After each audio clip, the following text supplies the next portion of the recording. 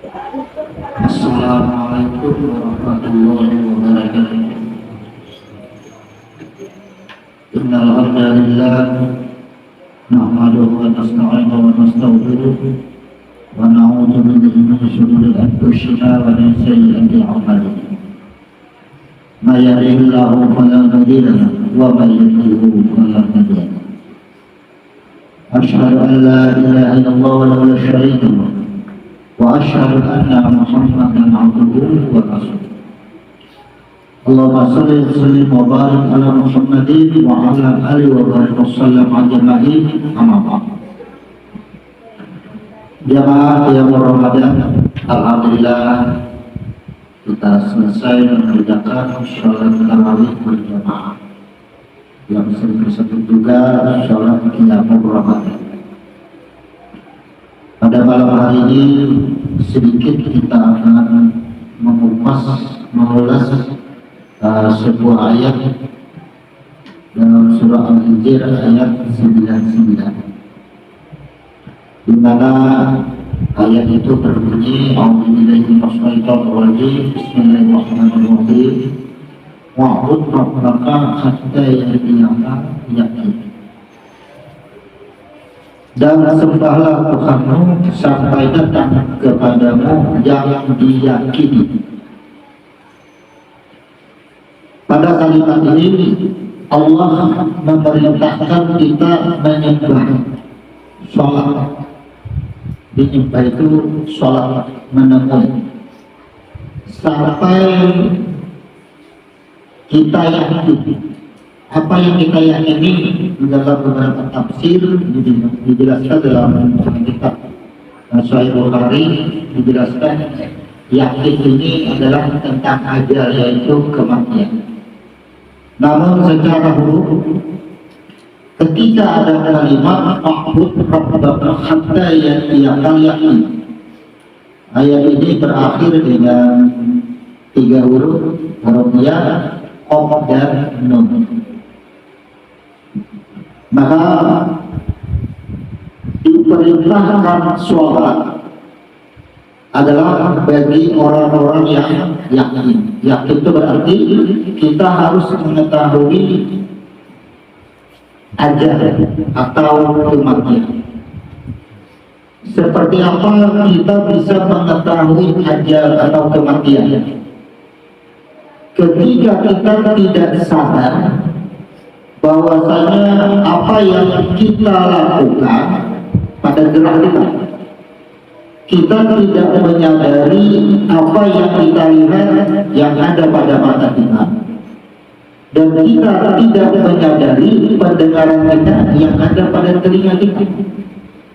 Juga kita tidak menyadari pikiran dan akal kita yang ada pada otak kita. Kemudian kita tidak menyadari hakikat kehendak yang ada pada hati. Semua itu seolah-olah hamba, seolah-olah makhluk semua.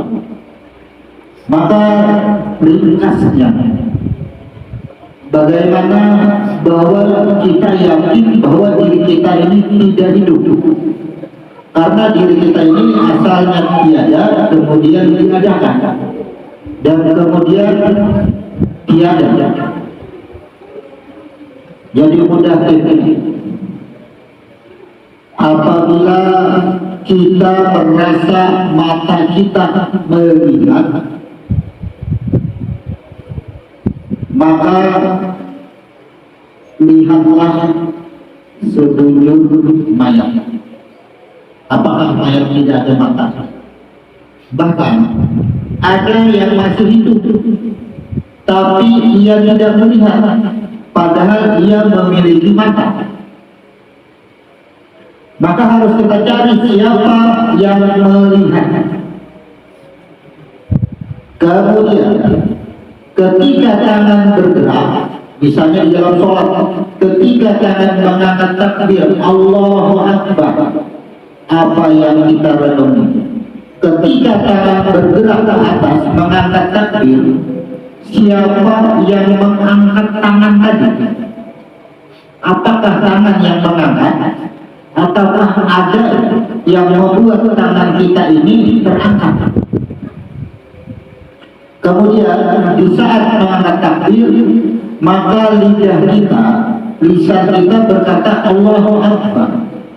Apakah lidah kita yang mengucapkan Allahu Akbar? Dan apakah telinga kita yang mendengar kalimat Allahu Akbar? Inilah yang penting kita ketahui agar sholat kita itu tidak terjerumus kepada sesembahan, nyembah makhluk. Maka ini sangat penting. Kalau mata merasa melihat, telinga merasa mendengar, tangan mampu bergerak, kaki mampu melangkah, coba kita keluarkan roh, cabutlah roh kita. Bisakah tangan kita bergerak? Bisakah telinga kita mendengar? Bisakah mata kita melihat? Dan bisakah lidah kita ini berkata-kata?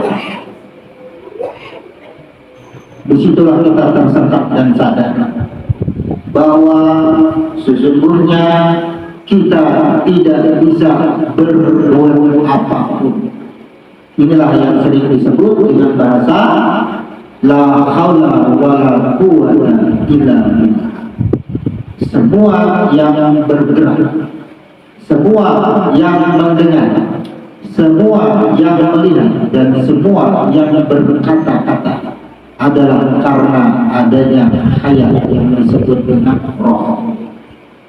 Maka inilah kenikmatan kita ketika kita mengenali sesungguhnya siapa peran yang ada di tubuh kita yang jahil ini. Jadi waktu sembahyang itu kita sadar, itulah kesadaran ketika kita menemukan Tuhan. Kata orang sembahyang itu, orang beribadah itu, anta'budalah ma'anakat narak.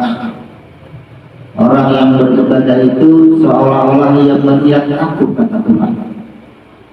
Inilah yang disebut dengan melihat. Ketika kita melihat, mata kita ke tempat sujud, mampukah mata kita melihat, dan kita tahu sesungguhnya siapa yang melihat. Itulah yang dimaksud ka'anakat narak. Sesungguhnya dia melihat pada aku. Aku itu adalah yang disebut dengan Tuhan kita yang bernama Allah. Nah, Allah itu adalah nama. Inilah kesempurnaan orang yang beriman, orang yang hidup itu sempurna. Apabila ini sudah kita tahu dan kita sudah paham, sehingga kehidupan kita di luar sholat pun kita akan tetap dinilai sebagai sholat. Inilah yang berbunyi alladzina hum an sholatihim da'imun. Beruntunglah orang-orang yang sholat, yang ia tetap mengerjakan atau yang ia tetap berada di dalamnya, dalam kekuasaannya. Ia mengetahui. Makanya pada ayat Al-Hijr ayat 99 ini ada 3 huruf kata kuncinya, hurufnya huruf qaf dan huruf nun, yaitu artinya menerima. Jadi yaitu menerima apa? Kalau mata mengaku melihat, ujian roh lain kita mata yang melihat, aku yang melihat. Ada hal membantah kita, turun yang berarti. Ketika telinga mengaku ia yang mendengar, bukan telinga yang mendengar tapi rohku. Itulah yang disebut dengan hurufnya. Tidak ada bertahap, menerima semua.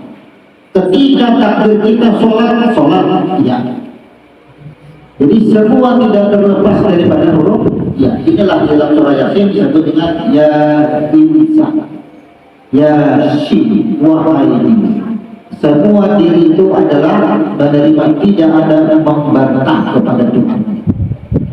Kemudian ada huruf qaf itu artinya dalam kekuasaannya. Ada bahasa qaf itu adalah dikuasai. Maka apa? Tubuh kita ini sesungguhnya berasal daripada air. Perhatikan awak kita ini, mulai daripada bulunya, kulitnya, dagingnya, tulang, susu, urat-urat, sampai rambut adalah yang ada dari baju sebenarnya. Sesungguhnya kita ini berasal daripada air, dan air berasal daripada Adam. Adam berasal daripada tanah. Begitu tubuh kita ada rambutnya, ada bulunya, ada kukunya, ada sadar bahwa semuanya berasal daripada air. Dan alam semesta berasal daripada nurnya yang disebut dengan Nur Muhammad. Inilah yang disebut dengan huruf Nur yang di akhir. Jadi yakin. Artinya dalam ayat ini, apabila kita sudah mengetahui sumber diri kita yang jahil dan mengetahui sumber kenapa kita bisa melihat, kenapa bisa mendengar, kenapa bisa bercita-cita, berkehendak, kenapa bisa bergerak, tahu semuanya ternyata daripada Nur. Itulah barulah wa'bud rabbaka, sembahlah aku. Makanya ketika Allah memerintahkan sholat kepada semua hambanya, tidak langsung diperintahkan untuk mengerjakan sholat, tapi disuruh belajar dahulu. Pahami makna dan rahasia dari gerakan sholat dan dari bacaan sholat. Itu dulu belajar hanya sebagian, supaya yang kita ini tidak terancam dengan neraka wa'id. Tidak bisa dihindari, karena wa'id itu adalah bagi orang sholat, nanti lalai dalam sholat.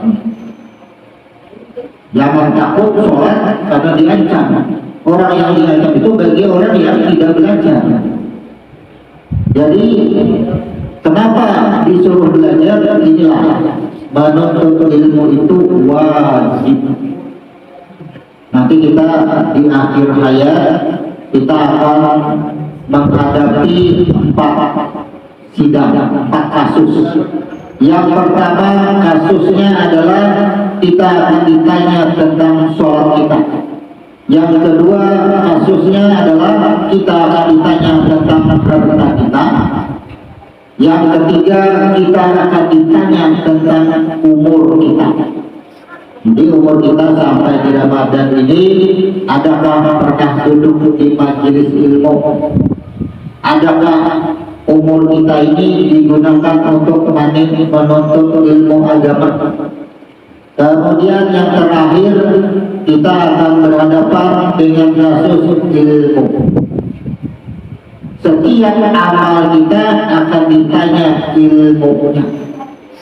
Tidak ada amal tanpa ilmu, dan sia-sialah ilmu tanpa amal. Jadi pada malam hari ini kita simpulkan adalah sholatlah kita, beribadahlah kita sampai kita menemui keyakinan kita. Apa keyakinan kita? Kita ada merasa hidup, tapi kita dihidupkan.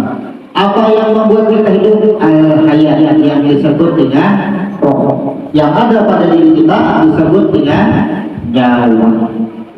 Jadi itu yang kita sadari. Jangan ada kelakuan lagi bila kita berbuat baik, apakah berinfak, apakah bersedekah, ada kelakuan lainnya.